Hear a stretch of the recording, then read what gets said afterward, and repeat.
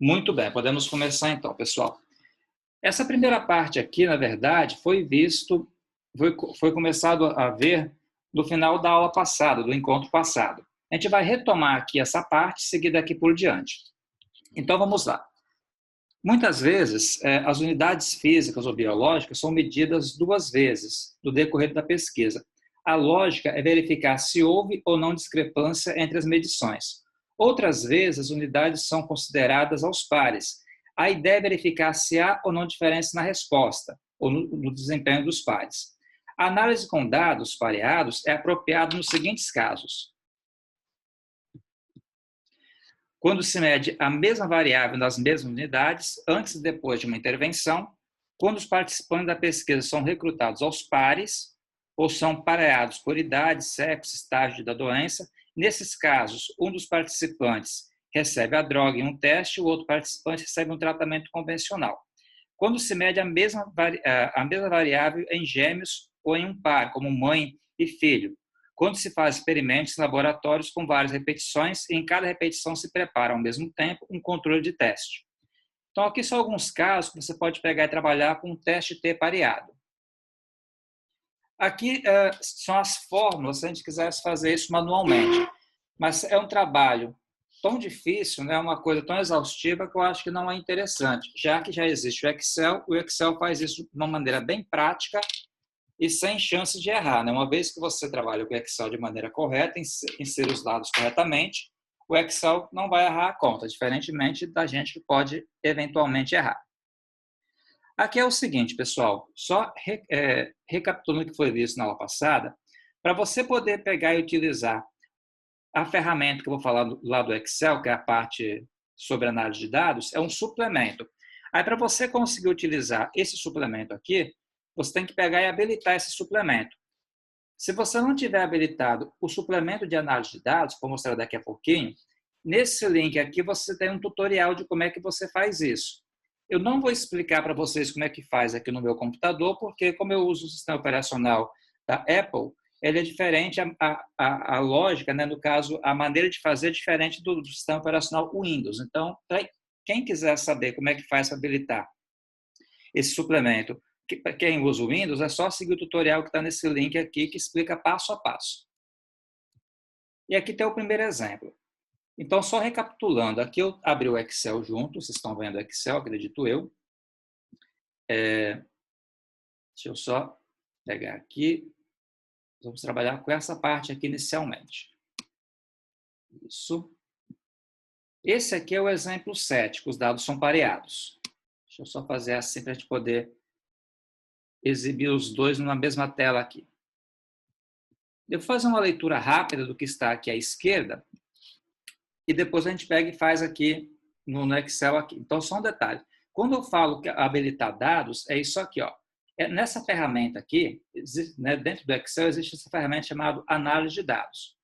Para poder trabalhar com teste T, essa ferramenta que é análise de dados tem que estar habilitada. Se ela não estiver habilitada, segue aquele tutorial que eu mencionei, que ele explica passo a passo como é que você faz para habilitar essa ferramenta aí. Então, por exemplo, aqui, ó, vamos fazer uma leitura rápida. Para verificar se duas drogas diferentes, usadas como antitussígenos, bloqueadores de tosse, alteram o tempo de sono, foi feito um ensaio com 9 voluntários. Eles tomaram um dos antitussígenos na primeira noite e outro na noite seguinte. O registro do tempo de sono de cada voluntário nas 2 noites, e foi registrado o tempo de sono de cada voluntário nas 2 noites. A proposta é comparar as médias do tempo de sono sobre o efeito de cada antitussígeno. Então, aqui nós temos 2 hipóteses, né? Lembra que tem a hipótese H0. Na hipótese H0, você usa o sinal de igual, o sinal de maior ou igual, ou o sinal de menor ou igual. E na hipótese alternativa, que é o HA, você utiliza o sinal de diferente, ou só de menor ou só de maior. Então, a H0 nossa foi essa aqui, ó. O tempo médio de sono é o mesmo para as 2 drogas. Quer dizer que o tempo é igual. A hipótese alternativa, o HA, é que as drogas determinam tempos médios de sono diferentes. O que foi feito foi o seguinte: eu peguei esses dados que estão aqui nesse slide e coloquei aqui no Excel para tratá-los.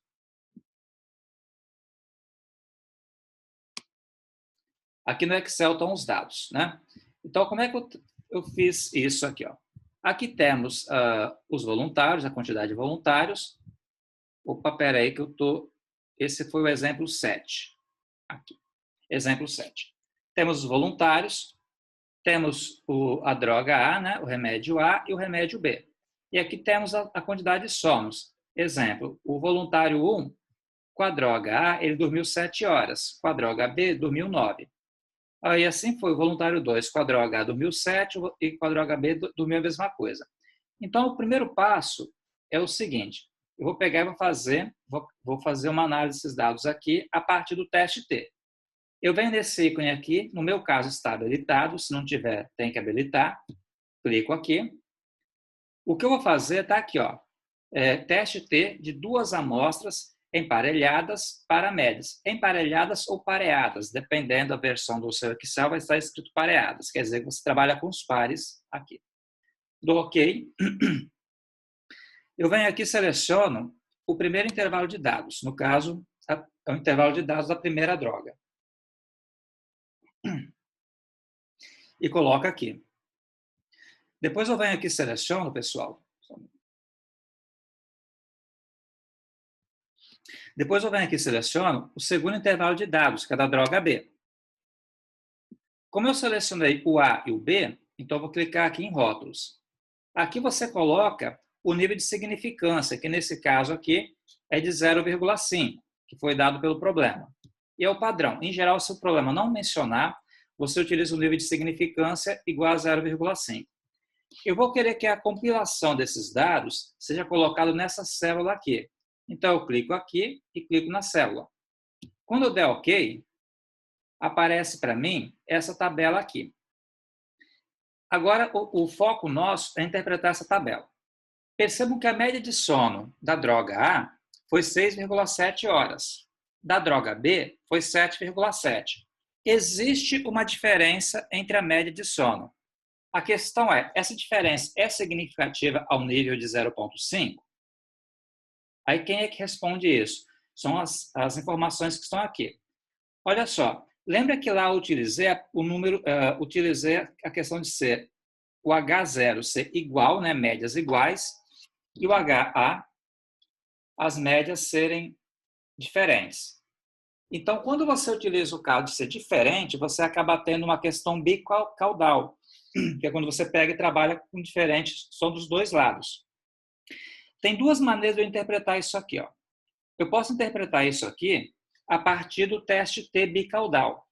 Esse teste T aqui diz para mim que o nível de significância aqui é 0,01. Então, percebam só, pessoal, que esse nível de significância aqui, ele é menor do que o nível de significância que eu especifiquei no problema, que é 0,5. Então, se esse nível de significância é menor do que o nível de significância especificado no problema, significa, então, que eu vou refutar a hipótese H0 e vou aceitar a hipótese HA, ou seja, a hipótese alternativa. Essa conta aqui, essa tabela, é a tabela que eu já tinha feito aqui anteriormente. Tá? E como é que eu interpreto ela, então? Vamos interpretar aqui, quer ver? Tá aqui, ó. Eu já trouxe ela para cá. Então, no Excel, eu calculei lá o seguinte, ó, que o valor P bicaudal é 0,01, que é menor que o nível de significância, que era o 0,05. Tá? E por que é bicaudal? Só relembrando aqui, só fazer um desenho aqui embaixo, que dá para fazer. É o seguinte, quando você trabalha com uma situação de diferente, a gente vai ter uma figurinha assim. Então, na verdade, é o seguinte, aqui você acaba tendo um nível de 0,5. Sempre foi diferente.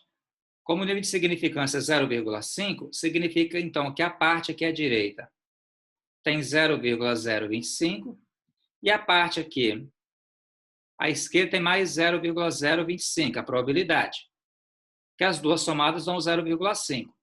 Como o nível de significância bicaudal aqui foi 0,01, 0,01 é menor que 0,05. Então, a gente vai refutar o H0, a gente vai refutar e vai aceitar o HA.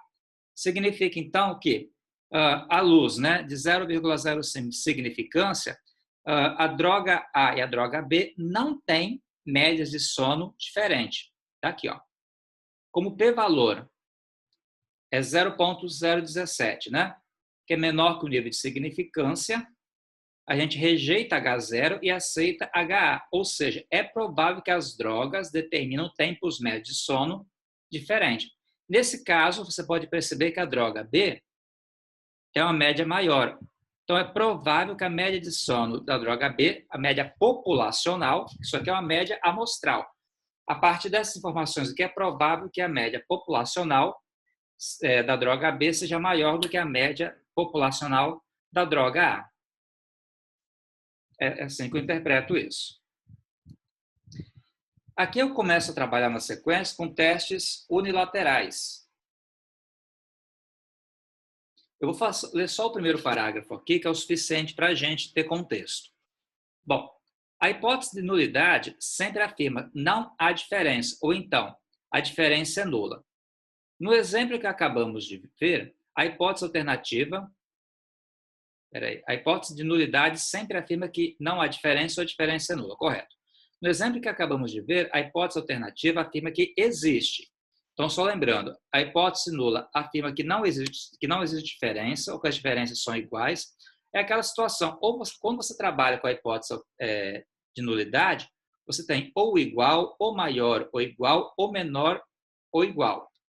E quando você trabalha com a hipótese alternativa, que é essa que está aqui, você tem diferente, estritamente maior ou estritamente menor. Pode acontecer, porém, de o pesquisador ter noção do sinal da diferença e requer testar a hipótese de nulidade contra a hipótese alternativa que deu o sinal da diferença. Se a hipótese alternativa especifica o sinal da diferença, maior ou menor, dizemos que o teste é unilateral. Se a hipótese alternativa não especifica o sinal de diferença, dizemos que o teste é bilateral. Eu vou explicar a partir de um exemplo que é mais fácil. Esse exemplo aqui é o seguinte, ó. Uma droga é tradicionalmente usada para alívio da dor, nos casos de enxaqueca. Uma empresa oferece um genérico. Para verificar se o efeito do genérico não é significativamente inferior, foi feito um ensaio com 7 voluntários. Todos os voluntários usaram em períodos distintos, tanto a droga tradicional quanto como o genérico. Os tempos de alívio da dor registrados pelos voluntários com cada droga estão na tabela abaixo. Então, por exemplo, o voluntário 1, quando ele usou o tradicional, demorou 4,5 horas para a dor passar. Usando aqui o genérico, demorou 4 horas. Quando o voluntário 2, quando usou o tradicional, demorou 5,5 horas e o genérico demorou a mesma coisa. E assim construiu-se essa tabela. É provável que a média amostral seja diferente. A média amostral seja diferente. Dá para inferir que a média populacional também vai ser diferente de maneira significativa de 0,05? Então, aqui estão as hipóteses da gente, pessoal. A hipótese A, a hipótese nula. O tempo médio de alívio da dor. O tempo médio de alívio da dor. Aqui faltou falar que é igual, tá? Espera aí. Tem um probleminha para resolver aqui. Deixa eu só consertar logo isso que é melhor. Quer ver? O tempo médio de alívio da dor é o mesmo para ambas as drogas.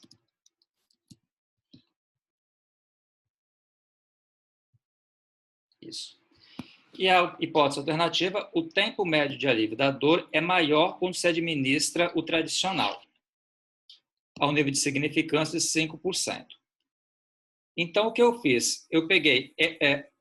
a hipótese nula é que o tempo é o mesmo, a hipótese alternativa é que a droga de marca tem um alívio da dor mais rápido que o genérico. O que eu fiz foi pegar essa tabela aqui e trazer aqui para o Excel. Foi o nosso exemplo 8, que está aqui. Que já foi feita a continha, mas vou explicar como é que eu fiz isso.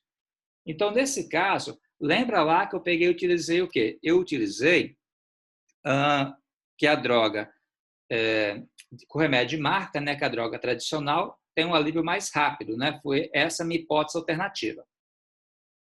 Como é que eu faço essa conta? Novamente, médias emparelhadas.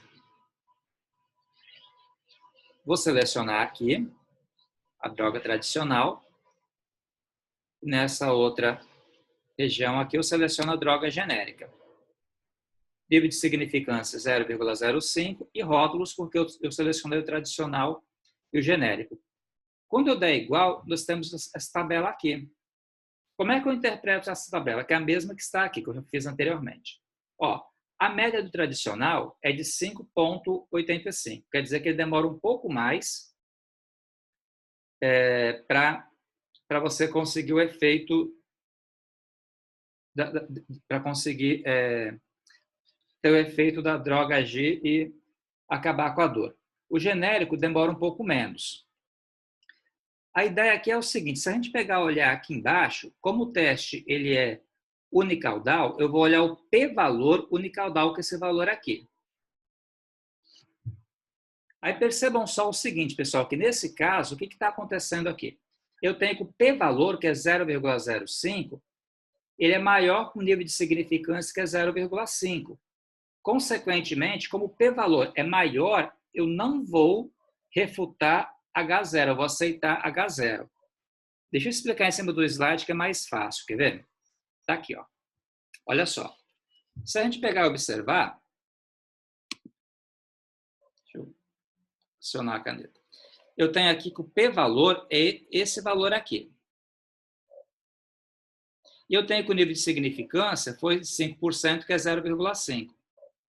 Então, quando você tem o p-valor maior que o nível de significância, a gente não rejeita H0, né? A gente vai aceitar H0.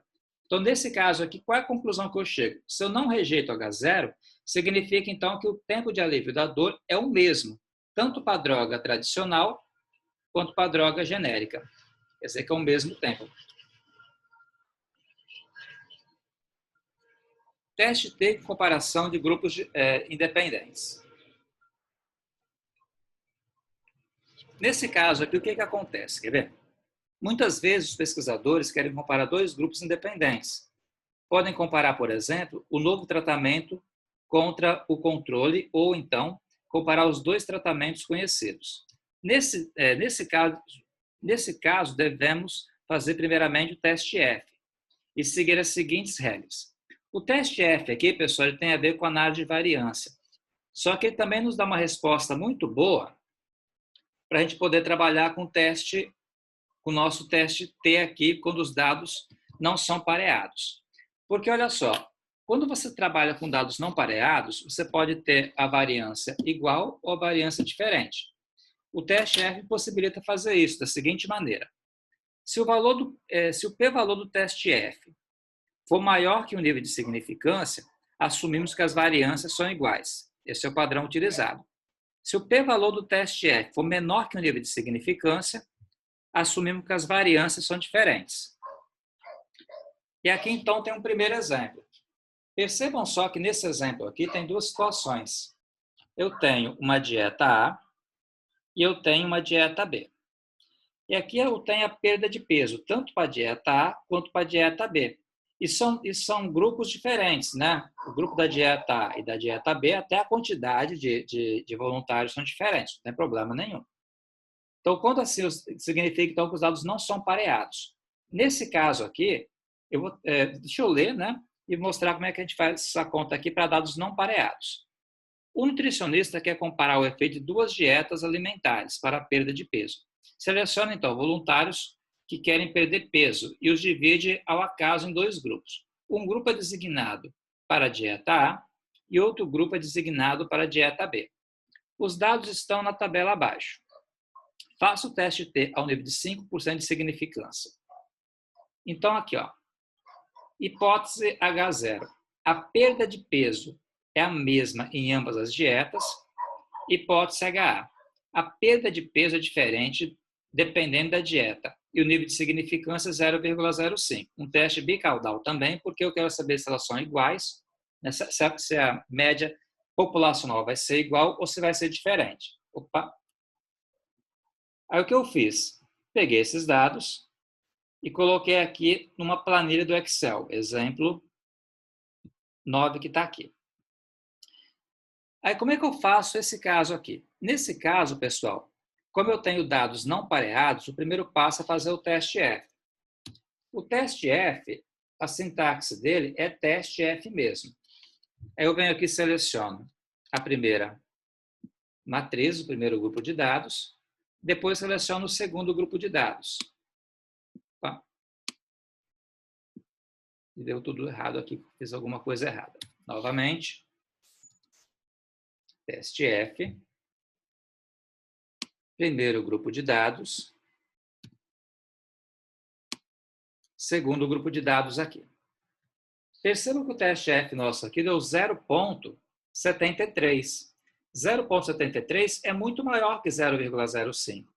Então, se o valor do teste F, né, é maior do que o nível de significância, a gente assume que as variâncias são iguais.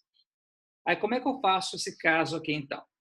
Análise de dados, teste T, duas amostras com variâncias iguais.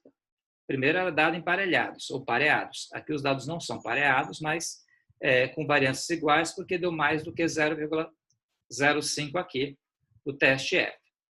Dou OK. Aí eu venho aqui e seleciono primeiro intervalo, dieta A, segundo intervalo, dieta B, rótulos. Eu vou querer que isso aqui saia nessa célula aqui. Está aqui. Ó, você percebe que a dieta B tem uma perda de peso maior do que a dieta A. Lembra que essa média aqui é a média amostral. Será que para a média populacional, no nível de 0,05 de significância, causa algum efeito? Se você analisar aqui embaixo, pessoal, aqui, ó, olha só, pelo teste bicaudal, o valor de P bicaudal dá 0,01. 0,01 é menor que 0,05. Significa, então, que eu vou descartar H0. Vindo para cá, ó. Tá aqui, ó. O teste F deu isso aqui. Então, a gente assume que as variâncias são iguais. A média da dieta A foi de 12 quilos. A média da dieta B foi de 15 quilos, a perda. Então, nesse caso, você pode perceber aqui embaixo, onde eu estou destacando aqui, vou destacar com a caneta, quer ver? Você pode perceber aqui, ó. Nessa parte aqui, vale 0,01, que é menor que 0,05, que é o nível de significância. Como esse valor aqui do p-teste, né, do p-valor, é menor do que o nível de significância, que é isso aqui, a gente vai pegar e vai fazer o quê? A gente vai rejeitar H0 e vai assumir, então, a HA. Então, nesse caso, a gente rejeita H0 e assume HA, ou seja, a perda de peso é diferente dependendo da dieta.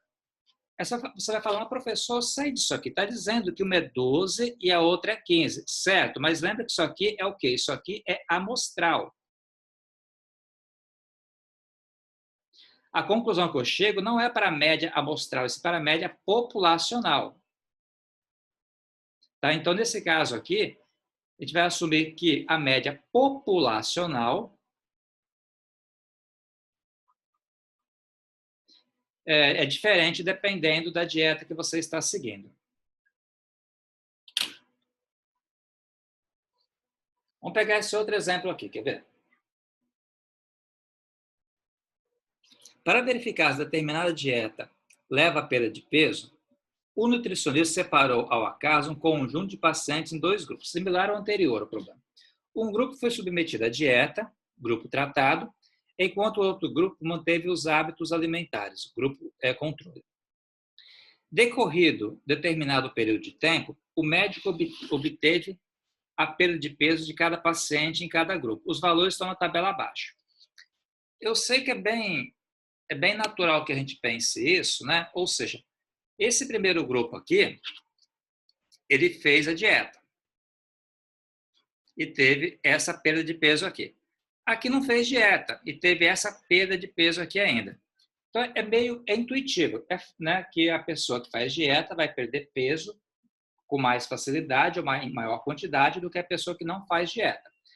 A questão toda que a gente vai fazer a análise aqui é para comprovar essa intuição que nós temos.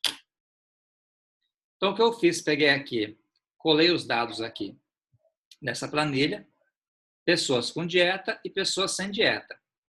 Aí, como é que eu fiz essa continha aqui? Primeiramente, eu tive que fazer o teste F para saber se foi significativa a diferença. Então, lá, teste F. Vou selecionar a primeira matriz, do pessoal que fez a dieta, e selecionar a segunda matriz do pessoal que não fez a dieta. Aí percebam só que o teste F aqui deu 0,002, que é menor, né? Que é menor que 0,05. Consequentemente, como o valor do teste F é menor que 0,05, a gente vai assumir que as variâncias são diferentes. Então, aqui nesse caso, ó, duas amostras com variâncias desiguais. Dou OK. Seleciono aqui. Seleciono aqui também. Seleciono os rótulos. Vou colocar isso aqui nesse intervalo. Então, temos a tabela, que é a mesma tabela que está aqui. Percebam só que aqui está o teste bicaudal. Deu 0,0000321, que é esse número que está aqui em notação científica. 3,21, que multiplica 10 a menos 6, equivale a esse número aqui. Para a gente converter esse número de notação científica para aquele número aí em números decimais, é só vir aqui, clicar com o botão direito, formatar célula, número, como tem várias casas, vou colocar 8 casas. Dou OK aqui. Ele escreve o número, então, em forma de números decimais e não em forma de notação científica. Então, vamos concluir. Essa informação aqui, eu trouxe aqui para o PowerPoint e dá para a gente concluir, então, a partir daqui. Ó. Vamos lá. Olha só. A média de quem fez a dieta,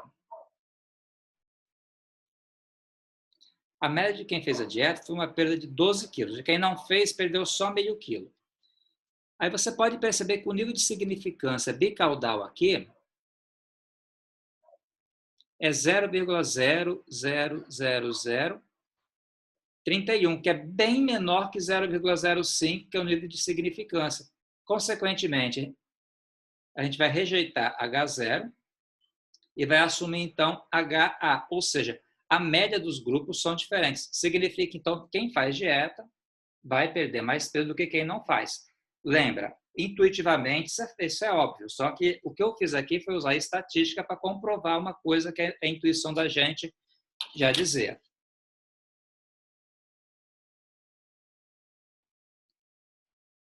Bom, seguindo aqui, pessoal, vamos começar a falar, então, sobre a ANOVA, que é a análise de variância. Essa parte aqui eu vou contextualizar de uma maneira mais rápida. Obviamente, também dá para a gente poder fazer essa conta aqui, tudo manual, o que não vamos fazer por questão de tempo. Tá? Vamos lá. Análise de variância, ANOVA, é um método para testar a igualdade de 3 ou mais médias populacionais, baseado na análise das variâncias amostrais. O teste T testa apenas 2. A ANOVA aqui ela pode testar 3 ou mais bases de dados. Então, quando tem 3 ou mais bases de dados, você pode utilizar esse método aqui. Primeiramente, fator ou tratamento é uma característica que permite distinguir diferentes populações uma das outras. Cada fator contém 2 ou mais grupos, classificações. Exemplo, amostras de consumo de combustível para 3 tipos de carros de fábricas diferentes.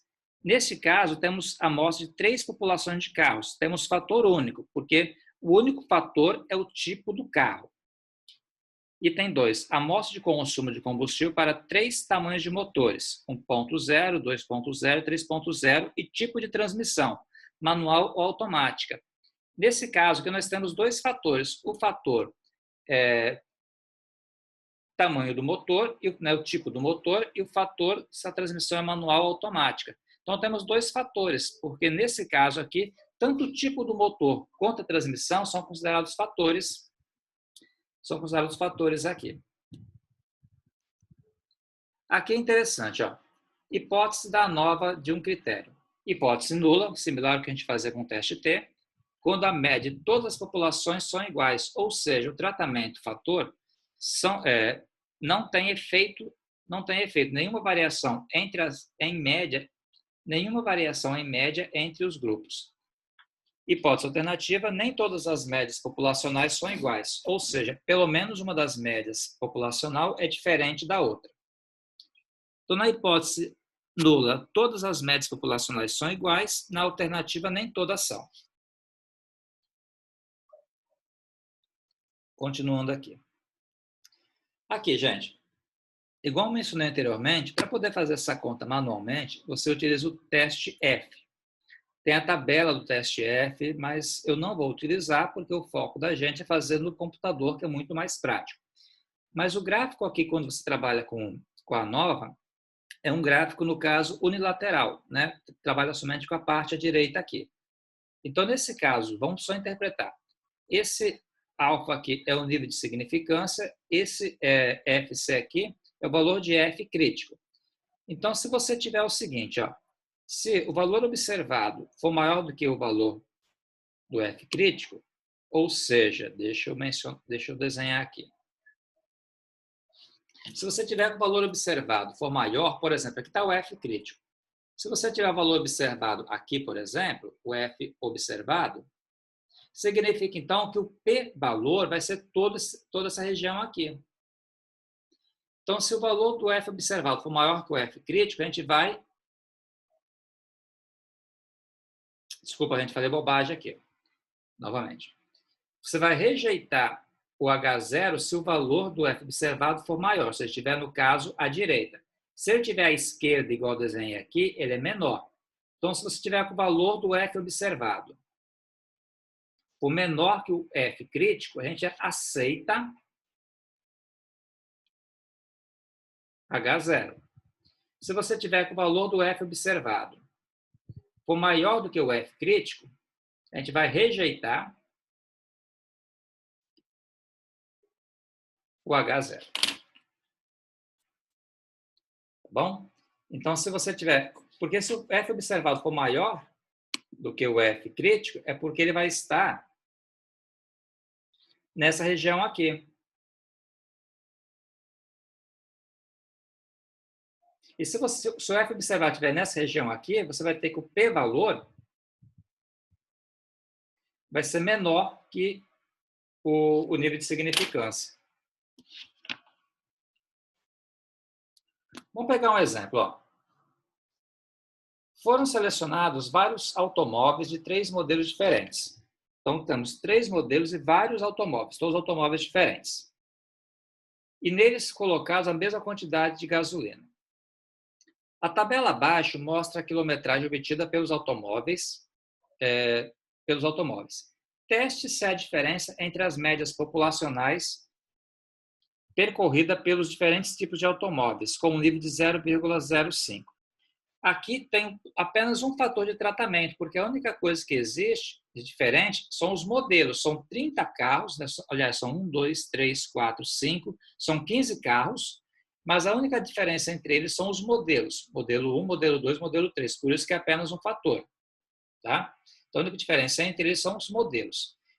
Então, o modelo 1 fez o primeiro carro do modelo 1 fez 254 quilômetros, o segundo fez 263. O que está escrito aqui embaixo são quantos quilômetros cada carro percorreu com a mesma quantidade de gasolina. O H0 nosso aqui é o seguinte, ó, todas as médias populacionais dos 3 modelos de carros são iguais. O HA, pelo menos uma das médias populacional é diferente.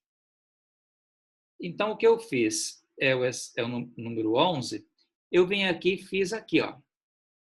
Como é que a gente faz, então, essa análise de variância aqui? Você vem, novamente, aqui, análise de dados. Eu vou querer, no caso, a nova análise de variância fator único. Dou OK. Eu venho aqui e seleciono os dados. Selecionei aqui. Agrupados por colunas, quer dizer que os dados estão aqui agrupados por colunas. O modelo 1 está na primeira coluna, o modelo 2 na segunda coluna, o modelo 3 na terceira coluna. Poderia estar em linhas também. Vou selecionar o rótulo, porque eu coloquei rótulo. Vou querer que isso aqui saia nessa célula aqui. E dou OK. Está aqui no cantinho. Vamos interpretar isso e vamos ver o que interessa para a gente. Ó, o p-valor é esse camarada aqui que está em notação científica. É melhor colocar ele em número decimal para a gente conseguir pensar. Isso. Então, o p-valor, só olhando o p-valor é o suficiente para a gente poder analisar. O p-valor nosso aqui, ele 0,00000005, ele é muito menor do que o nível de significância, que é 0,5. Então, se o p-valor é menor do que o nível de significância, a gente vai rejeitar H0 e vai aceitar HA, que é o que temos aqui. Ó. Fica mais fácil eu conseguir explicar. Ó. Aquela tabela lá do Excel está colada aqui. Então, percebam só que, nesse caso, o que está acontecendo? Ó, o p-valor, ou valor p, é de 0,000005, que é menor que o 0,05, que é o nível de significância. Então, nesse caso aqui, a gente vai rejeitar H0 e vai aceitar HA, que está aqui. Então, a conclusão. Como o valor, esse F aqui, só um detalhe, pessoal, esse F que ele menciona aqui, que é a mesma ideia, esse F é o F observado que eu mencionei anteriormente. Então, como o F, que é esse F que é observado, é maior do que o F crítico, o F observado é maior do que o F crítico. O F crítico está aqui. Se você tem o F observado 25,275, ele está bem depois do F crítico. Então, quer dizer que o p-valor vai começar daqui em diante, vai ser uma quantidade muito pequena. Por isso que desse valorzinho aqui. Então, como o F observado é maior do que o F crítico, iremos rejeitar H0. Conclusão. Há evidências que pelo menos uma das médias populacional é diferente em relação às outras. Então, com base na média amostral, eu consegui inferir que a média populacional, provavelmente, uma delas é diferente em relação às outras. Tá? Deixa eu só registrar os presentes rapidinho aqui, pessoal.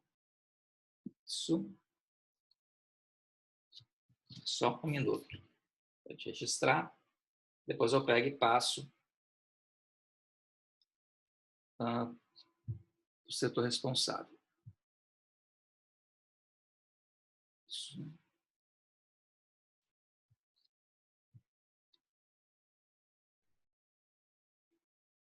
Depois eu faço o segundo registro, caso chegue mais alguém.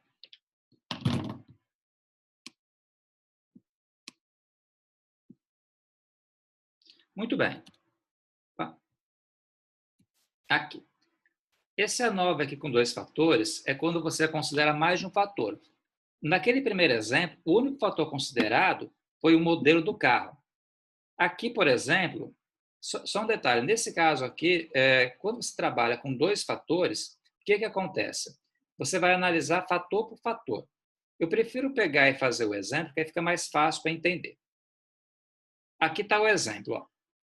Foram selecionados 30 automóveis de 3 modelos diferentes, sendo 15 com câmbio automático e 15 com câmbio manual, e neles colocados a mesma quantidade de gasolina. A tabela ao lado mostra a quilometragem em metros obtidas pelos automóveis. Existe diferença entre a distância média percorrida pelos tipos de automóveis? Faça o teste com nível de significância de 0,05. Lembra o seguinte, essa conta que eu vou fazer aqui na sequência, que eu vou calcular a média, isso aqui foi medido em metros, tá? Tudo medido em metros. A média que a gente vai ter na tabela, que eu vou mostrar para vocês, é a média amostral. Eu quero inferir se a média populacional também é diferente, a partir da média amostral com esse nível de significância aqui. Então, aqui eu tenho 2 fatores. Um fator é o modelo do carro. Você pode perceber que são 3 modelos diferentes. Tá? O outro fator é se é automático ou se é manual. Então, nós temos 3 modelos de carro. Esse aqui é o primeiro fator. E temos aqui os 2 tipos de câmbio, automático e manual. Então, os 2 tipos aqui de câmbio é o segundo fator. Eu peguei essa tabela aqui, pessoal, e colei lá no Excel. E fiz algumas análises a respeito dela. Exemplo 2, está aqui. Olha só. Nesse caso aqui, eu vou fazer da seguinte maneira. Lembra que nós temos 2 fatores. Vou clicar aqui. Análise de dados. A nova fator duplo sem repetição. Qual que é a diferença? Percebam lá que eu tinha 30 carros. 30 carros diferentes. Então, na verdade, foi medido, né, a quilometragem de cada carro. Então, nenhum carro repetiu o percurso 2 vezes. Eram 30 carros diferentes. Por isso que é sem repetição. Se eu tivesse feito assim, se eu tivesse pego esses carros, tivesse medido 2 vezes para cada carro, então seria com repetição. Então, é sem repetição porque cada carro foi medido apenas uma única vez. Apenas uma única vez. Clica aqui. Qual é meu intervalo? Vou selecionar aqui o intervalo, incluindo os rótulos aqui, tá? Selecionar rótulos. Intervalo de saída. Selecionar aqui, por exemplo. E dou OK. Ele faz essa continha para a gente. Então, perceber, dá a média de cada carro, né? Aqui nós temos aqui a média para cada modelo. Por exemplo, os carros automáticos aqui, temos as contagens e nos dá as médias, tanto para o carro automático quanto para o carro manual. Tá?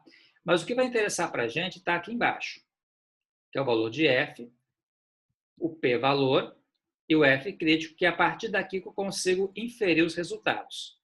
Aí eu peguei essa tabela aqui e colei lá no PowerPoint, que é isso aqui. E aqui eu consigo interpretar, pessoal. Olha só. Deixa eu selecionar aqui a caneta de novo.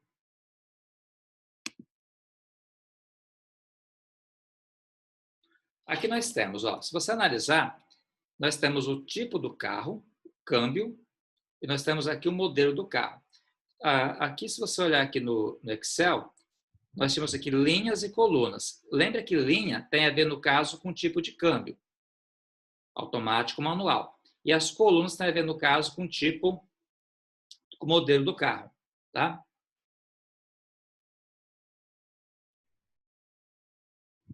Beleza. Então, percebam só. Se você olhar aqui, ó, em relação ao câmbio, lembra que a gente pode tanto olhar aqui no F e comparar os dois, ou se eu quiser ser um pouco mais pragmático, olhar diretamente aqui o valor de P. Isso aqui responde tudo para a gente. Você pode perceber aqui que em relação ao câmbio, o P-valor, em relação ao câmbio, foi de 0,43, que é maior que 0,05. Em relação ao modelo, né, isso aqui é em relação ao câmbio. Em relação ao modelo, o P-valor foi de 0,01, que é menor que 0,05, que é o nível de significância. Então, qual a conclusão que eu chego? Ó, em relação ao tipo de câmbio, temos que o valor observado, se você quiser olhar para o F aqui, é menor que o valor crítico. E o nível de significância foi de 0,05. Então, há uma probabilidade de 95% das médias populacionais serem iguais. Só um detalhezinho, fica bem claro aqui, pessoal. Quando você fala que o F observado é menor que o valor crítico, é equivalente a você falar que o P-valor é maior que o nível de significância, que é o alfa. Essa interpretação que eu fiz aqui, eu poderia ter feito de uma outra maneira, só olhando o P-valor. Em resumo, se você tiver que o P-valor é maior que 0,05, então a gente vai aceitar que as médias populacionais são iguais. Então, por exemplo, aqui, ó, em relação ao câmbio, nós temos esse P-valor aqui. Então, significa que as médias populacionais em relação ao câmbio são iguais. Significa, então, que o carro, sendo automático ou sendo manual, de acordo com esses dados, você pode inferir que a média populacional vai ser a mesma coisa com esse nível de significância aqui. Agora, em relação ao modelo, você pode perceber que o nível de significância é maior que o p-valor. Equivale a você dizer que o F observado é maior que o F crítico. Significa, então, que o modelo do carro, sim, vai influenciar na média de consumo do carro. Tá? Na média populacional. Deixa eu ver se eu consigo desenhar isso aqui. Se você analisar aqui em relação ao modelo do carro, o que nós temos é isso aqui. Ó. Nós temos aquele gráfico, lembra que o gráfico é um pouco diferente, que é um gráfico assim. Em relação ao modelo do carro, nós temos o F crítico aqui e o F observado depois. Então, quer dizer que o p-valor, que vai ser esse pedacinho aqui, é menor que 0,05, que é o valor do p-valor do F crítico. Em relação ao câmbio,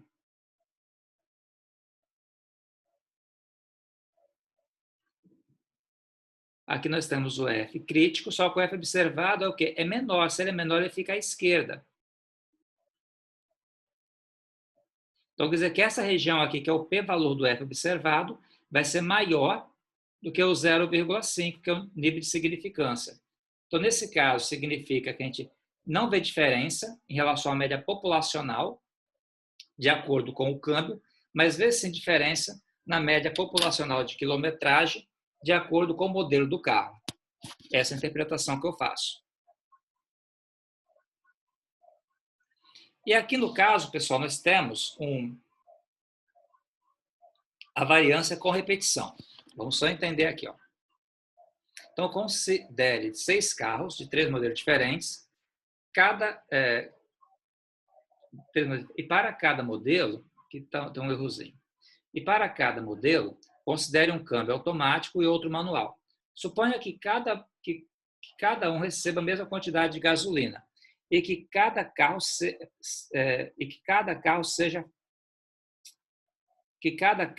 faça o percurso 2 vezes. Deixa eu mudar isso aqui que está ruim. Espera aí.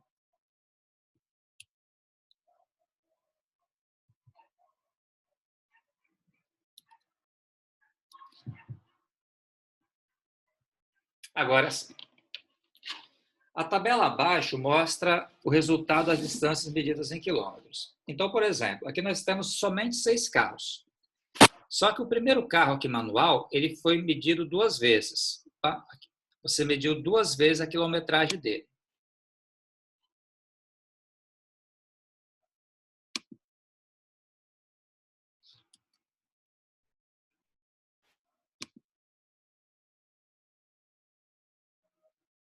Aqui, ó, o primeiro carro, na primeira quilometragem, ele rodou 377 quilômetros, na segunda, 324. O segundo carro rodou isso aqui e o terceiro carro rodou isso aqui. Depois pegou o mesmo tipo de carro, só que agora com câmbio automático, e teve essas amostras aqui. Então, quer dizer que o primeiro carro foi medido 2 vezes, o segundo também e o terceiro também. Então, aqui houve repetição. Aqui nós não temos 12 carros, nós temos 6 carros. Foi feito, no caso, 2 medições para cada carro. Daí que nós temos um caso com repetição. Então, quando você tem repetição, você cai nisso aqui. Ó. Tá aqui. Temos aqui os dados. Como é que eu faço, então, essa medição com repetição? Aqui, clico aqui no análise de dados. Fator com repetição. Ok. Vou selecionar tudo aqui. Vou selecionar, inclusive, com rótulo aqui. Aqui selecionei tudo. Selecionado. Agora, quantas repetições eu fiz? Fiz 2 repetições para cada um. Então, eu coloco aqui, ó, linhas por amostra. 2. Foi 2 repetições. Quando eu der igual aqui, ele fez a tabela para a gente aqui, que é a mesma tabela que está aqui, a mesma tabela que está aqui à nossa esquerda. Qual a interpretação que ele faz? Vamos lá, essa tabela que está aqui, que foi feita, eu colei aqui no PowerPoint, que aí fica mais fácil a gente poder pegar e interpretar. Está aqui. O que interessa para ele traz muita informação. O que vai interessar para a gente, pessoal, basicamente, é o que está aqui embaixo, o que está em relação ao câmbio e ao modelo. Se você analisar, olha só, em relação ao câmbio, que é a primeira coisa que nós temos aqui, nós temos que o p-valor em relação ao câmbio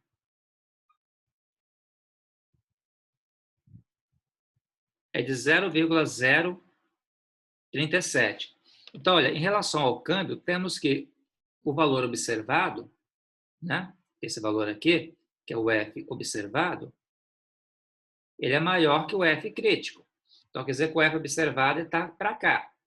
Se o F observado está para cá, o p-valor vai ser menor. Se o p-valor é menor, significa, então, que sim, que é provável que o tipo de câmbio altere as médias populacionais.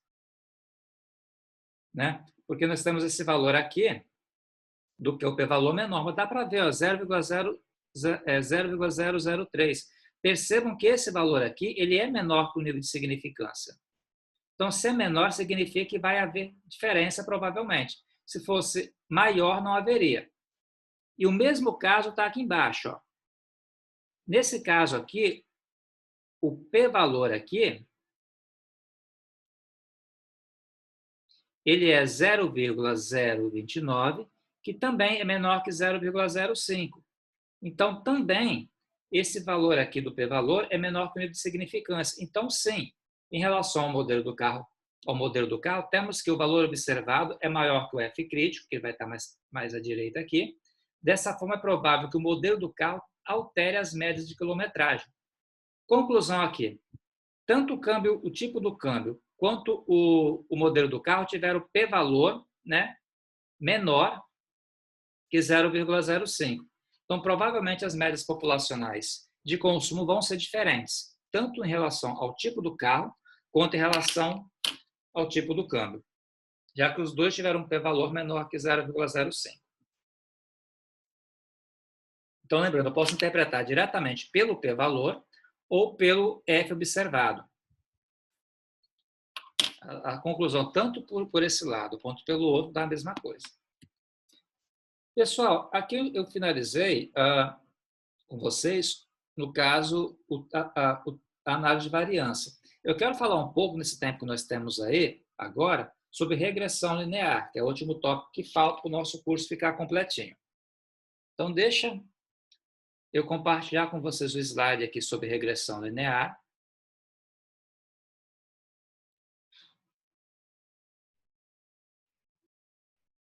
Isso aqui. Vou maximizar aqui. A gente vai pegar e falar um pouquinho sobre isso. Pessoal, regressão linear simples. O que é, para que serve, como é que funciona? Vamos fazer assim um apanhado geral, porque nós não temos tanto tempo. Lembrando que todas essas contas que eu estou fazendo aqui, eu poderia pegar e fazer manualmente também, mas não é o foco nosso.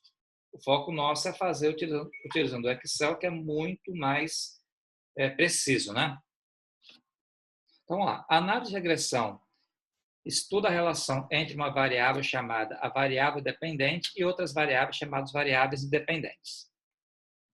Este modelo, designado por um modelo de regressão linear simples, se define uma relação linear entre a variável dependente e uma variável independente sobre dois pontos, explicando a forma dessa relação, ou seja, tendo, no caso, a equação dessa relação, que vai ser a regressão, ou quantificando a força ou o grau dessa relação, que aí a gente vai denominar por correlação. Então, a correlação é o quanto forte a relação entre duas variáveis é. Diagrama de dispersão. Os dados para análise de regressão e correlação simples são da forma x1, y1, x2, y2 e assim por diante. Quer dizer que você vai ter um valor aqui para a abscissa, que é o valor do x, e o valor correspondente para a ordenada, que é o valor do y. Por que não está funcionando? Só um minuto. Volta. Enfim, depois a gente vê o problema que não está funcionando aqui a minha caneta. Então, olha só, aqui você acaba tendo as componentes, né, do x. O x sempre vai ser nossa variável independente e o y vai ser a variável dependente do x. Com base nos dados, constrói-se o diagrama de dispersão que deve exibir uma tendência linear para que se possa usar a regressão linear. Aqui, pessoal, nós temos dois gráficos que são os gráficos de regressão. Deixa eu só ver o porquê que não estou conseguindo utilizar a caneta aqui. Será que seria isso aqui aberto?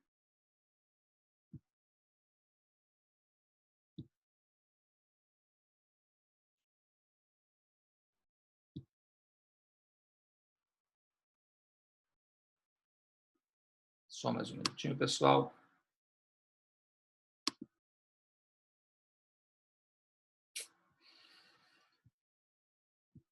Isso.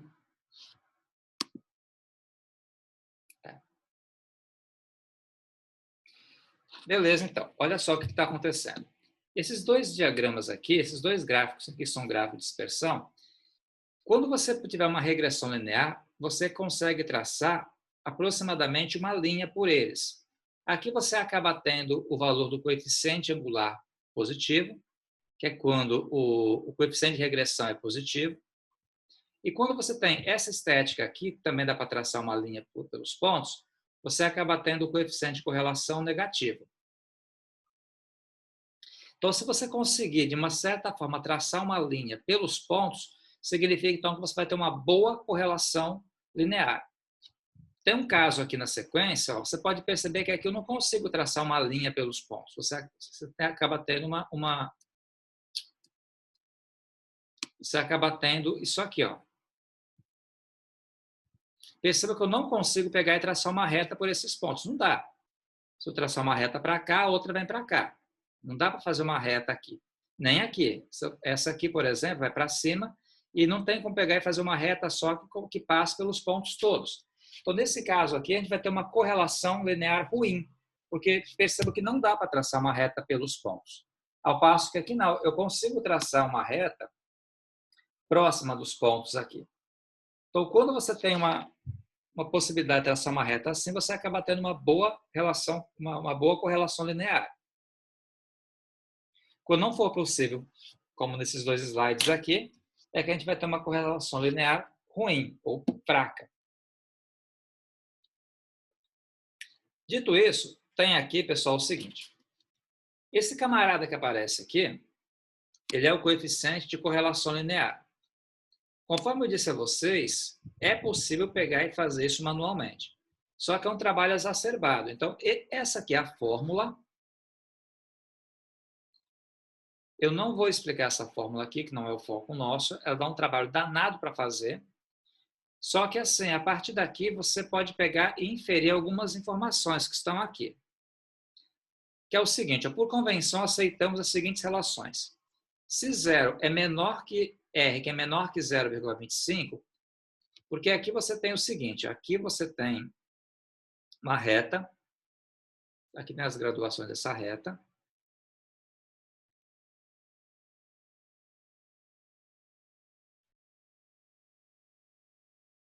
Então, se você tiver, por exemplo, o valor de R aqui, mais ou menos aqui no meio, que é 0, aqui é 0,25, e aqui é menos 0,25, então, se você tiver com o valor do R ficar aqui nesse meio aqui, a sua correlação vai ser pequena ou nula.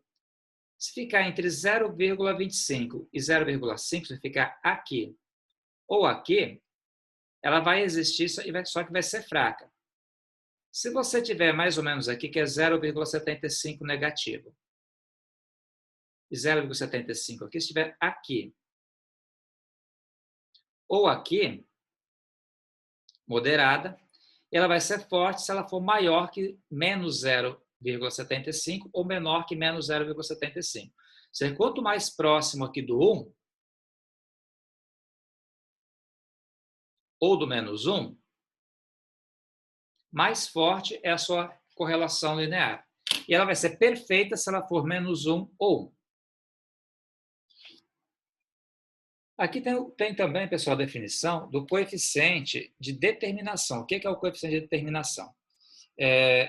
O coeficiente de determinação denotado por R2 é o quadrado do coeficiente de correlação.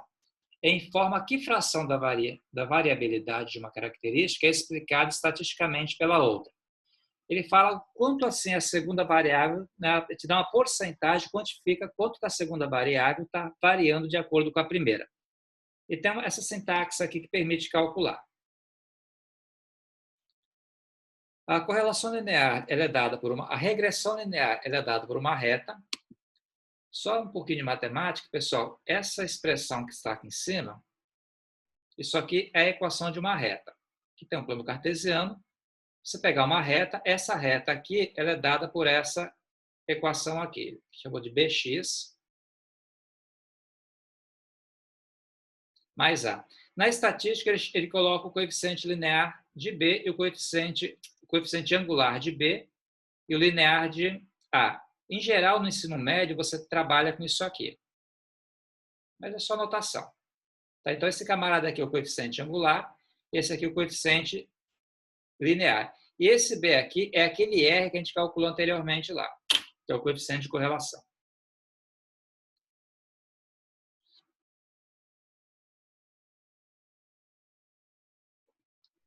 Muito bem.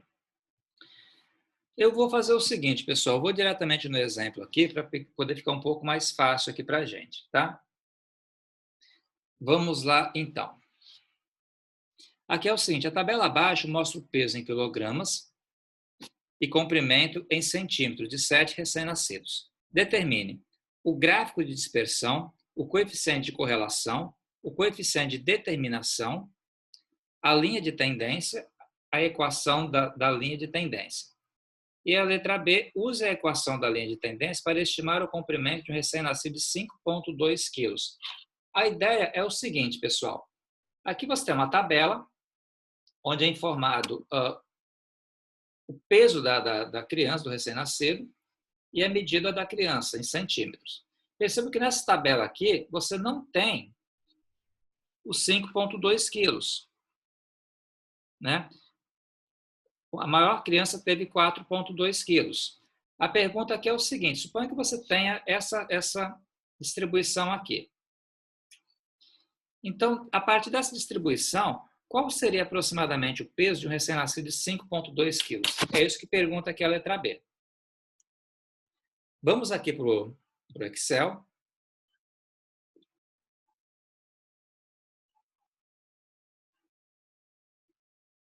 Abrir aqui. Aqui é o seguinte, pessoal. Eu peguei aquelas informações de peso lá e trouxe para cá. Tá? Aqui, como é que a gente faz para calcular isso? Só um detalhe, eu falei que o coeficiente de correlação é o coeficiente angular. Isso aqui eu falei errado, tá? Não é não. Então, o coeficiente de correlação é 0,86 e aqui o coeficiente angular vai ser 3,4491. Então, o que acontece? Nós temos aqui o seguinte, temos aqui essa tabela. A partir dessa tabela aqui, a gente vai calcular primeiramente o gráfico de dispersão. Como é que eu faço isso? Eu posso vir aqui, seleciono os dados, inserir gráficos de dispersão. Ele vem e traz o gráfico aqui para a gente. Perceba que esse gráfico aqui são esses pontos azuis aqui. Esses pontos azuis relacionam para a gente o peso com o comprimento. Né? Como nós temos uma quantidade finita de pontos aqui, eu tenho apenas pontos finitos e não uma linha. O que eu vou fazer com vocês agora aqui é calcular a linha de tendência. Deixa eu só melhorar um pouquinho esse gráfico aqui.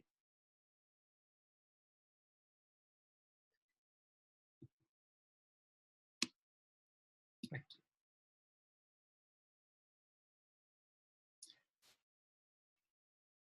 Só um minuto aqui.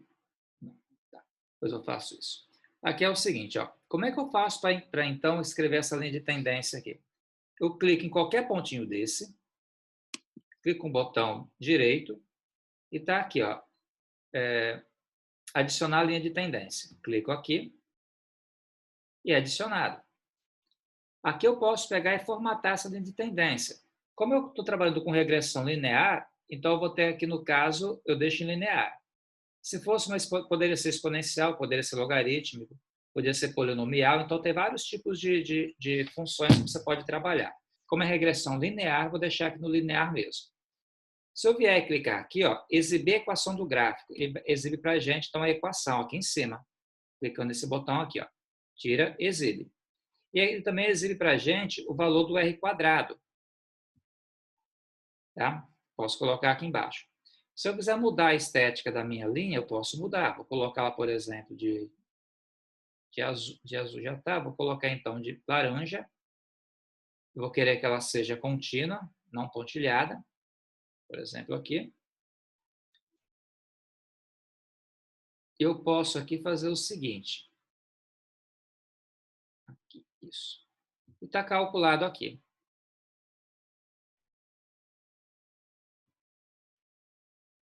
Eu posso vir aqui formatar o eixo se eu quiser, para diminuir um pouquinho.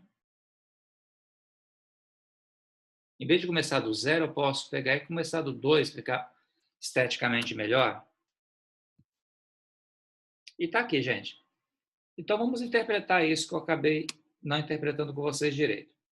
Então, essa linha de laranja aqui é a linha da regressão linear. Ela é dada por essa equação que está aqui em cima. Tá? Então, a equação está aqui em cima.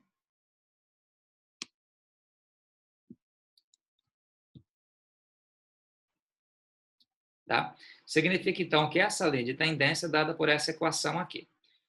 Eu acabei esquecendo de falar aqui, como é que faz para calcular o coeficiente de correlação. O coeficiente de correlação, você pode calcular por duas maneiras.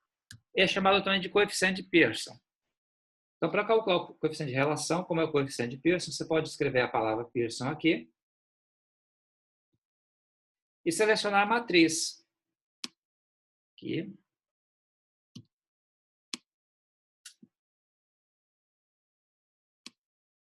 E aqui. Então, percebam só que o coeficiente de correlação deu 0,86. Logo, vai ter uma correlação forte entre as duas variáveis, no caso, a variável peso e a variável comprimento. A reta, né, de regressão é dada por essa equação aqui. E a letra B eu pergunto como é que faz para calcular. Aqui, assim, o valor do R ao quadrado está aqui. Eu posso calcular o coeficiente de determinação também da seguinte maneira.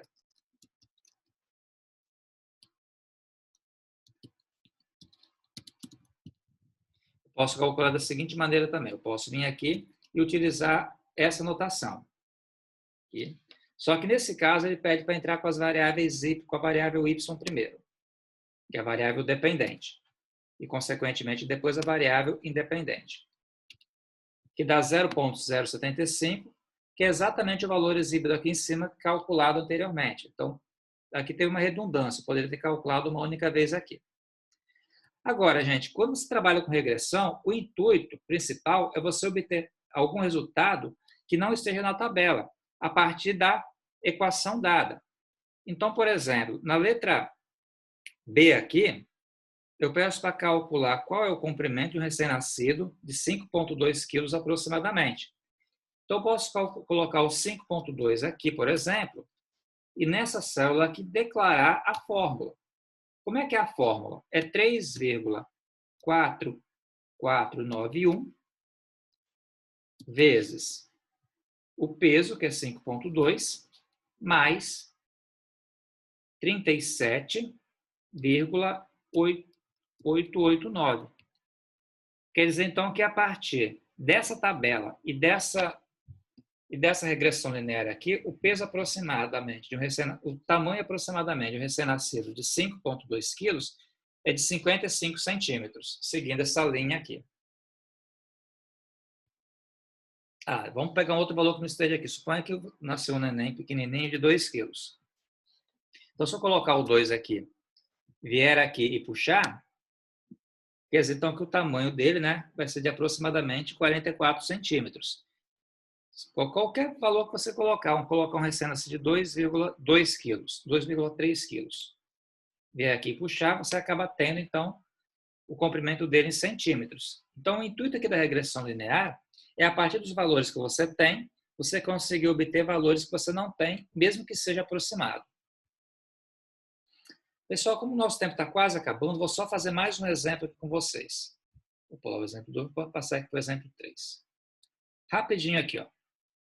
Considere a tabela abaixo referente à população residente no Brasil segundo o ano do censo demográfico. Determine o gráfico de dispersão, o coeficiente de correlação, o coeficiente de determinação, a linha de tendência, a equação da linha de tendência. E a população aproximadamente em 2020. Esse exemplo aqui, eu queria uma atenção maior de vocês, que eu tive um problema para interpretar um dado aqui e demorei aproximadamente aí uma meia hora pensando de como que eu selecionaria. Então, para calcular o coeficiente de Pearson não tem segredo, é só usar aqui o comando. A correlação que existe entre os dados é de 0,99, é uma ótima correlação, quer dizer, está muito precisa. O coeficiente de determinação é isso aqui. Eu vou explicar como é que a gente chega nessa equação aqui, esse que foi o ponto crucial desse exemplo aqui. Olha só, deixa eu diminuir um pouquinho. Isso. Se eu pegar e colocar aqui, ó, selecionar os dados, selecionei os dados, vamos lá, inserir gráfico de dispersão. Está aqui o gráfico. Aí se eu vier aqui e clicar em cima de qualquer ponto azul, o botão direito, e mandar adicionar a linha de tendência, ele vai adicionar. Está aqui a linha de tendência, eu venho aqui, mudo da maneira que eu quiser, vou colocar ela assim, e vou colocar da cor verde, por exemplo, para diferenciar. O detalhe todo é o seguinte, quando eu vim aqui e colocar aqui, ó, exibir gráfico, né, da equação, se você está um pouquinho pequeno, deixa eu aumentar um pouco aqui, você pode perceber que ele acaba dando para a gente aqui a notação científica. Qual que é o problema dessa notação científica aqui? Se você pegar aqui 2, por exemplo, 2, e colocar aqui mais 0,6, isso aqui é uma notação científica que você pode pegar e colocar, formatar para número, ele vira, no caso, 2 milhões, né? Vira 2 milhões. O problema todo é que esse valor aqui exato não é 2 milhões. Se você pegar e trabalhar com 2 milhões, fica errado. Então, uma coisa que é super importante, eu queria destacar com vocês, que vai ser muito útil depois. E vou finalizar a partir daí. Para você tirar essa notação científica daqui e colocar com números decimais para poder fazer as contas aqui quando for fazer, é só fazer assim. Você vem, seleciona, botão direito, formatar rótulo da linha de tendência. Clica aqui. Aí você vem aqui e, em vez de você colocar geral, você vem aqui e coloca número. E coloca algumas casas decimais, por exemplo, 2 que está aqui. Aí quando você muda para número assim, igual estava aqui, estava geral. Estava em notação científica. Joguei aqui para número, ele mudou, tá vendo? Aqui ele mudou para número decimal. E para poder fazer essas contas assim, igual nós fizemos aqui, exemplo, em 2020, qual foi, que era a letra B, né? Qual foi a população em 2020? Se eu vier aqui e colocar então 2020, sim, e declarar a fórmula dessa maneira que está ali, ou seja, 2,222,295 vezes 2020 menos 4,279,189,11 vai funcionar. Não, peraí, não funcionou não.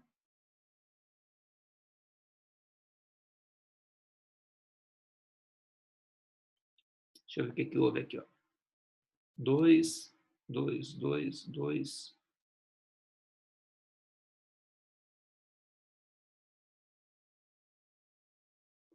Quatro, 2, 7, 9, 1. Opa, faltou coisa aqui, pessoal, peraí. 162. Então, quer dizer que a população vai ser de aproximadamente 200 milhões. O que está correto. Se a gente tivesse utilizado a notação científica, daria um valor totalmente discrepante disso aqui, não seria preciso. Então, nesse caso, eu lembro o seguinte, a notação que estava aqui era aquela notação científica. Eu converti para a notação com número decimal para poder fazer as contas e inferir valores a partir dela. Pessoal, não quero me atrasar mais, né? Porque a gente vai ter compromisso daqui a pouco, então eu paro por aqui e depois eu vou tentar fazer um compêndio de todas as aulas e disponibilizar para vocês em um arquivo único, tá? Agradeço pela atenção, espero que tenha sido útil esse curso e fico à disposição para tirar dúvida, para quando alguém precisar de alguma coisa, tá bom? Então, tenham todos uma boa noite e até uma próxima ocasião, que se fizer necessária. Valeu, professor. Valeu, até logo.